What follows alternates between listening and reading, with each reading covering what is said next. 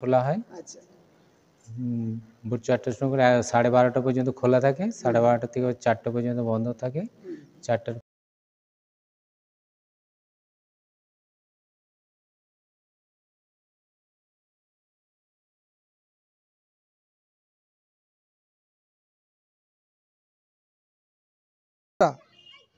সবাইকে স্বাগত জানাই আমার ইউটিউব চ্যানেলের পক্ষ থেকে। আজকে আমি এসেছি বাঁকুড়া জেলার আড়ালবাসী অঞ্চলে অবস্থিত শ্রী শ্রী নিতাই গৌর যোগমায়া সেবাশ্রম। এখানে মা খুবই জাগ্রত। শনি মঙ্গলবার দিন বহু দূর দূরান্ত থেকে ভক্ত শিষ্যরা আসে মাকে দর্শন করার জন্য, মাকে পুজো দেওয়ার জন্য, মায়ের কাছে মানত করার জন্য। মা কিন্তু কাউকে খালি হাতে ফেরায় না। মায়ের কাছে মানত করলে মা ভক্তদের কথা শোনে। আর মায়ের রয়েছে অলৌকিক ইতিহাস। মায়ের মন্দির কিভাবে আসবেন, মন্দির কখন খোলে কখন বন্ধ হয়, মন্দিরে প্রসাদেরই বা কী ব্যবস্থা আছে, এই সব কিছুই থাকছে আমার এই ভিডিওতে। তাই ভিডিওটা পুরোটা দেখবেন, আশা করি ভালো লাগবে। আর ভালো লাগলে লাইক, শেয়ার, কমেন্ট এবং সাবস্ক্রাইব করবেন। চ্যানেলে নতুন হয়ে থাকলে অবশ্যই একটা সাবস্ক্রাইব করে চ্যানেলটার পাশে থাকবেন।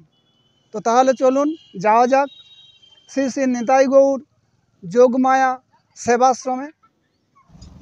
তো শ্রী শ্রী নিতাই গৌর যোগমায়া সেবাশ্রম, আড়ালবাসী, বাঁকুড়া। এই নিতাই গৌর যোগমায়া সেবাশ্রমের মূল প্রবেশদ্বার এই যে দেখতেই পাচ্ছেন, মাঝে একটা বড় গেট। এই গেটটা সাধারণত 4 চাকা প্রবেশ করার জন্য, আর সাইডে গেট রয়েছে দুদিকে। এখানে ভক্ত শিষ্যরা মন্দিরে এলে এর ভেতরে প্রবেশ করতে পারবে। আর এদিকেও একটা ছোট্ট গেট রয়েছে, এটাও গেট খুলে ভক্ত শিষ্যরা ভিতরে প্রবেশ করতে পারবে। আর এই যে রোডটা দেখছেন, এই রোডটাই হলো বাঁকুড়ার আড়ালবাসী তপনকালী মন্দির। এই যে রোডটা, এই রোডটা সোজা এই দিকটা হয়ে চলে গেছে ডান দিকে রাজগ্রাম, আর বাঁ দিকে গেছে ধলডাঙ্গা। আর এই রোডটাই সোজা এই দিকটা হয়ে গেছে বাঁকুড়া সদর শহরে। আর বাঁকুড়া সদর শহর থেকে এই যে রোডটা আসছে, এই রোডটা এসে এখানেও একটা গেট রয়েছে দেখতেই পাচ্ছেন, এই গেটটা দিয়েও প্রবেশ করতে পারেন। তবে এই শ্রী শ্রী গৌর নিতাই যোগমা সেবাশ্রমের মূল প্রবেশ পথ কিন্তু ওটা। মন্দির প্রাঙ্গণে প্রবেশ করেই ডান দিকেই রয়েছে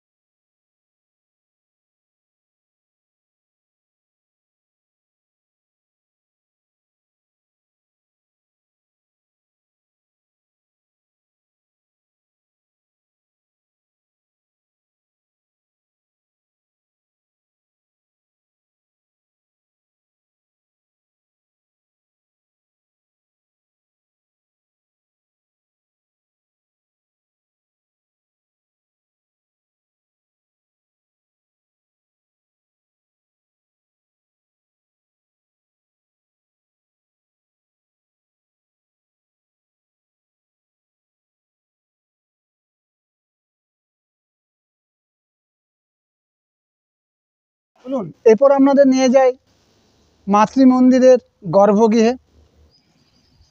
তো মায়ের মন্দির কিন্তু ওপরে দোতলায়, এই সিঁড়ি দিয়ে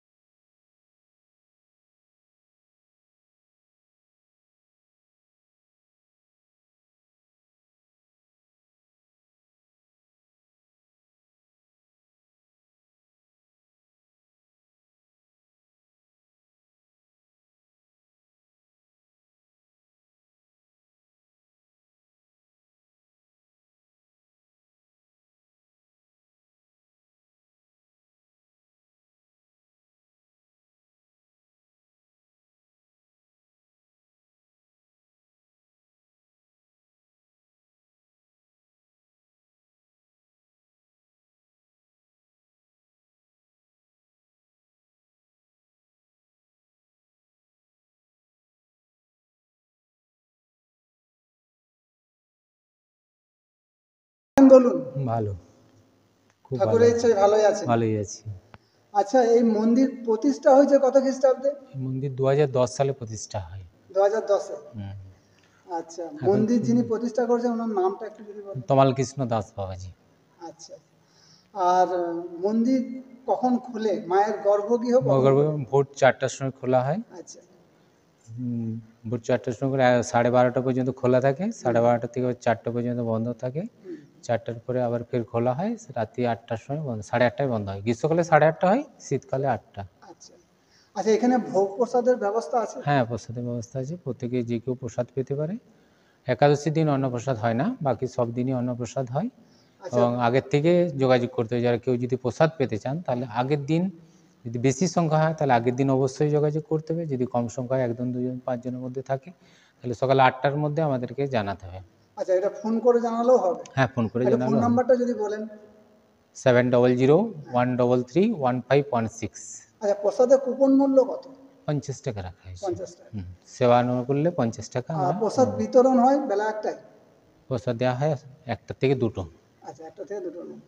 আচ্ছা, এখানে কি কি উৎসব অনুষ্ঠান হয় যদি একটু উৎসব বলেন? অনুষ্ঠান বলতে মায়ের যে বার্ষিক অনুষ্ঠান হয় সেটা আমাদের হয় অঘ্রাণ মাসে। আচ্ছা, কার্তিক মাসে যে মায়ের পুজো হয় তারপরে যে অমাবস্যাটা পড়ে সেই অমাবস্যা থেকে 8 দিন অনুষ্ঠান চলে, মায়ের পুজো হয় প্রথম দিন, দ্বিতীয় দিন যজ্ঞ চণ্ডীপাঠ হয়, তারপরের দিনকে বিভিন্ন অনুষ্ঠানের মাধ্যমে 8 দিন 9 দিন চলে। কোনোবারে 8 দিন হয়, কোনোবারে 9 দিন হয়, যখন যেমন প্রোগ্রাম হয়। আর নীলা কীর্তন হয়, পাঠ হয়, ভাগবত পাঠ হয়, আচ্ছা, চৈতন্য চরণে যখন যেমন প্রোগ্রাম সাজানো হয়, সাজানো হয়। সব মেলা বসে ধরনের ধর্মীয় বাইরে, অনুষ্ঠানই হয়ে হ্যাঁ থাকে। বাইরে প্রচুর মেলা টেলা বসে, এই যে বাইরে দেখছেন ফাঁকা মাঠ আছে, এখানে মেলা বসে, প্রচুর ভক্তের সমাগম হয়। আচ্ছা হুম, আচ্ছা, এই মায়ের একটু কিছু অলৌকিক ইতিহাস এই থাকে, একটু বলুন না। সে সম্বন্ধে কিছু বলা যায়। বলা যাবে না? আচ্ছা। মা তো খুবই জাগ্রত। হ্যাঁ, সেটা আপনারা দেখবেন, আসবেন, বুঝবেন। এটা আমরা কিছু বলবো না, এটা জানতে গেলে আপনাদেরকে আসতে হবে, দেখতে হবে, শুনতে হবে। আচ্ছা আচ্ছা। আমাদের দিক থেকে কিছু বলার নেই। আচ্ছা, আর এখানে ভক্ত শিষ্যরা এলে কিভাবে আসবে, যদি একটু লোকেশনটা বলুন। এখানে লোকেশন 3 ভাবে আসা যায়। একটা হচ্ছে পুরো গ্রীষ্মকাল থেকে আরম্ভ করে এই টাউন থেকে শর্টে মিনাপুর হয়ে আসা যায়, আসা যায়। যেটা বর্ষাকালে কিন্তু আসা যাবে না, কারণ বর্ষাকালে নদীতে জল চলে আসে, আচ্ছা আচ্ছা। তখন কিন্তু ঘুরে আসতে হবে। রাজগ্রাম হয়ে আসা যায়, রাজগ্রাম হয়ে কুয়াবাগান জায়গার রাস্তা যে যাচ্ছে, সেই রাস্তা থেকে আমাদের মন্দিরের দিকে একটা রাস্তা আছে, ওখানে আমাদের বোর্ড লাগানো আছে, ওখান থেকে সোজা এসে 1-1.5 কিলোমিটার রাস্তা হয়, তারপরে মাঝে মন্দির, সেখানেও বোর্ড লাগানো আছে, যেখানে আপনি এদিকে ধলডাঙ্গি থেকে আসা যায়, ধলডাঙ্গি থেকে সামনে একটা চৌমাথা পড়ে, চৌমাথার থেকে ডান দিকে নিয়ে আবার চলে আসতে হবে। একটু আগে গিয়ে লোকেশনটা লেখা আছে, যেখানে আপনি আগে আলে বুঝতে পারবেন, কিন্তু প্রথমত হচ্ছে ধলডাঙ্গি থেকে আসা যায়, এই দিক থেকেও আসা যায়। আর এখানে যোগাযোগের সব কিছু সুবিধা আছে, যেমন ট্রেন স্টেশন আপনার 3-4 কিলোমিটারের মধ্যে স্টেশন পাবেন। কি স্টেশনটার নাম? Bankura rail station, Bankura Bankura station. Proper station, আচ্ছা আচ্ছা। 4 কিলোমিটারের মধ্যে পেয়ে যাবেন। আর এইদিকে বাসের যোগাযোগ আছে, আপনি তালডাংরা, সিমলাপাল, রায়পুর, এদিকে বিষ্ণুপুর, দুর্গাপুর, এদিকে খাতড়া, ঝিলিমিলি, পুরুলিয়া, সব কিছুরই যোগাযোগ মোটামুটি ভালো। 2-3 কিলোমিটার হয়তো আপনাকে যেতে হবে, টোটোতে যাওয়া যায়, টোটো বুক করে এখান থেকে হয়তো গেলেন, সেখান থেকে বাস স্টপেজ থেকে যাওয়া যায়। আর আমাদের আরও দুটো মূল অনুষ্ঠান হয়, যেটা হচ্ছে নৃসিংহ চতুর্দশী বুদ্ধ পূর্ণিমা, হরিনাম সংকীর্তন হয় নৃসিংহ চতুর্দশী বুদ্ধ পূর্ণিমা 2 দিন। আরেকটা হয় আপনার ঠিক রথযাত্রার আগে, যে কৃষ্ণা নবমী তিথি পড়ে, আমাদের গুরুদেব যিনি ছিলেন লোচন দাস বাবাজি মহারাজজি, ওনার তিরোভাব তিথিতে একটা বড় অনুষ্ঠান হরিনাম সংকীর্তন হয় এবং 64 মন্দিরের ভোগ হয়। আচ্ছা, এছাড়া তো ঠাকুরের জন্মতিথি, শারদামায়ের জন্মতিথি, এগুলো তো আছেই আছে। আচ্ছা, এখানে যদি কেউ দীক্ষা নিতে চায়, তার ব্যবস্থা আছে? হ্যাঁ, দীক্ষার ব্যবস্থা আছে, কিন্তু সেটা আগের থেকে মায়ের সাথে যোগাযোগ করতে, উনি যদি মনে করেন যে দেওয়ার যোগ্য আছেন, তাহলে দেন। সবাইকে বললেই দীক্ষা দেন না উনি, না, একটা প্রসেস তো প্রসেসে থাকে। আচ্ছা, এখানে কোনো ভক্ত শিষ্য থাকতে চাইলে, কোনো থাকতে চাইলে অতিথি আগের থেকে যোগাযোগ করতে হবে, এবং নিজেদের পরিচিত হলে আমরা পরিচয়পত্র তো অবশ্যই আনতে হবে, এবং নিজেদের পরিচিত থাকলে তাদেরকে রাখা হয়, রাখতে অসুবিধা কিছু নেই। উৎসব অনুষ্ঠানে সবাইকে থাকার ব্যবস্থা থাকে, তারা এসে ব্যবস্থা সমস্ত কিছু করে থাকে, থাকতে পারে। কিন্তু এমনি আসতে গেলে হয় পরিচিতি কারো নিয়ে আসতে হবে, না তো অচেনা মানুষকে আমরা থাকতে দিই না। ঠিক আছে, খুবই ভালো লাগলো, ধন্যবাদ। মায়ের গর্ভগৃহের ঠিক বিপরীত দিকে রয়েছে যোগেশ্বর শিব মন্দির, অর্থাৎ যেখানে মা আছেন সেখানে অবশ্যই বাবা থাকবেন।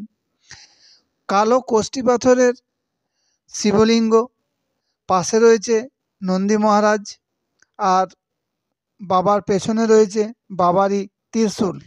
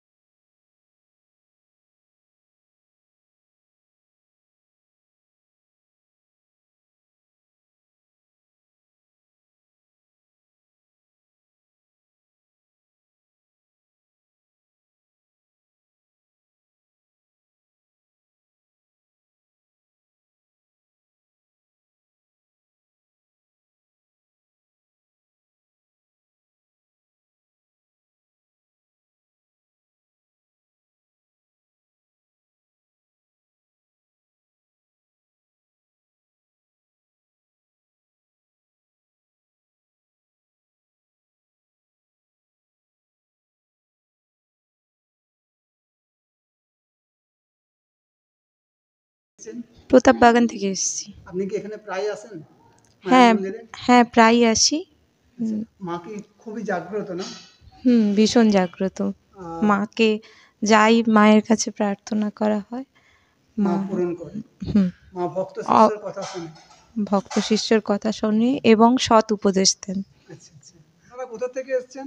আমরা এসেছি পাশেই ধরলাগা গোড়াবাড়ি গ্রাম থেকে। এই মায়ের মন্দিরে প্রায় আসেন? হ্যাঁ হ্যাঁ, আমরা প্রায়ই আসি। আচ্ছা, তো মা খুবই জাগ্রত, হ্যাঁ, মানে ভক্ত শিষ্যরা এলে মায়ের কাছে মানত করলে মা তাদের মনস্কামনা পূরণ করেন। অবশ্যই।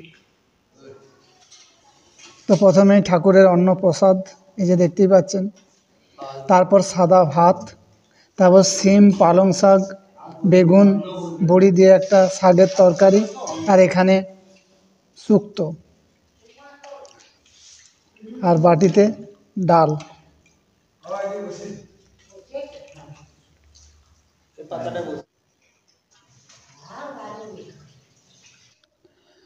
তো বন্ধুরা, এই বাঁকুড়া জেলার আড়ালবাসী শ্রী শ্রী নিতাই গৌর যোগমায়া সেবাশ্রমের ভিডিও কেমন লাগলো কমেন্ট করে অবশ্যই জানাবেন। আর ভালো লাগলে একটা লাইক করে সাথে থাকবেন এবং একটা সাবস্ক্রাইব করে পাশে থাকবেন। তো বন্ধুরা, আপনারা যে কোনো একদিন ছুটির দিন দেখে চলে আসুন, খুবই ভালো লাগবে।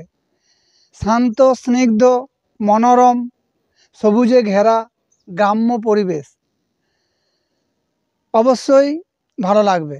আর এখানে প্রসাদেরও ব্যবস্থা আছে, তবে প্রসাদ সম্পূর্ণ নিরামিষ। তো ভিডিওটা কেমন লাগলো অবশ্যই কমেন্ট করে জানাবেন। আর বাঁকুড়ার আড়ালবাসী শ্রী শ্রী নিতাই গৌর যোগমায়া সেবাশ্রম থেকে আমি মুখার্জি ব্লগ। নমস্কার।